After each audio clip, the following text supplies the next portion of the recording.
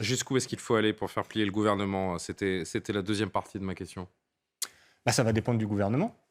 Écoutez, nous avons eu 2 journées de manifestation d'une très grande ampleur. Ceux qui connaissent un peu l'histoire sociale de ce pays savent que ce qu'il se passe, c'est historique. En 2010, il y a eu... Le chef de l'État était soulagé hier. Le chef de l'État était soulagé hier. En 2010, il y avait 1 million de personnes dans la rue aussi. Je ne sais pas quel off on vous a passé comme ça, mais ça c'est du bluff, c'est de la stratégie de communication. Je ne pense pas du tout que le président de la République soit rassuré. On n'a jamais eu aussi rapidement dans un mouvement autant de gens mobilisés et on n'a jamais eu une telle confrontation. Là, quand même, ce qui se passe dans le pays, on a 93% des actifs.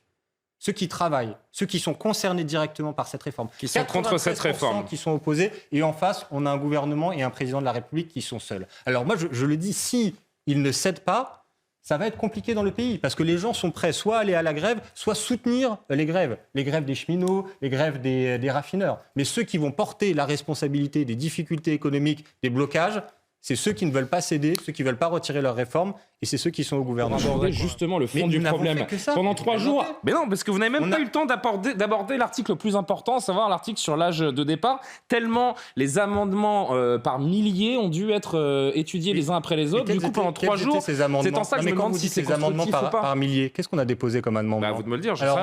Pour le coup, je vous avoue que je ne connais pas les 5000 amendements. Du coup, c'est intéressant de discuter du fond des amendements. On a déposé des amendements pour dire, par exemple, faisons une taxation exceptionnelle sur les dividendes qui ont été versés au CAC 40 l'année dernière. Parce qu'en 2022, c'est une année record, 80 milliards d'euros de dividendes qui sont versés. Donc le gouvernement nous dit qu'il y a un problème de déficit du régime des retraites. Alors je pense qu'il exagère le déficit et que notamment, il ne met pas en danger le régime. Mais partons du principe qu'il y a un déficit, on fait des amendements pour proposer des solutions pour boucher ce déficit.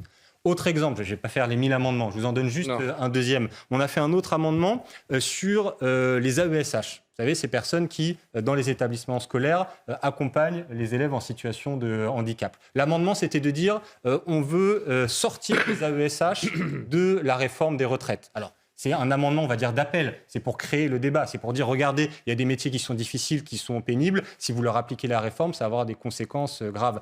C'était très intéressant de déposer cet amendement parce que du coup, en face, on a eu une députée Renaissance, vous vous souvenez peut-être de la séquence, qui a répondu en disant « Ah, les AESH, bon, c'est vrai qu'elles ne sont pas beaucoup payées, c'est vrai qu'elles sont à temps partiel, mais c'est un choix de vie. Elles font ça pour avoir leur mercredi après-midi. » Mais l'article sur les 64 ans n'a pas été abordé. Oui, non, mais ça, c'est très utile. Parce que ces débats-là, ça permet de révéler quelle est la vision politique, comment chacun voit le monde du travail et les gens qui vont se prendre cette réforme des retraites dans la figure. Donc moi, on va continuer à faire ça. Ça, je vous le dis, on a beaucoup d'amendements à déposer, mais à chaque fois, ça va être des débats de fond et ça va être projet de société contre projet de société. Sur François Mitterrand et le moment où la retraite à 60 ans a été instaurée. Il faut juste avoir une chose en tête. Aujourd'hui, un jeune qui rentre dans le marché du travail maintenant, avec le système de retraite comme il aura un temps de vie à la retraite qui sera plus faible de 30 ans. Que ceux qui sont nés à la sortie de la Seconde Guerre mondiale. Mais c'est inexact. Voilà. Si.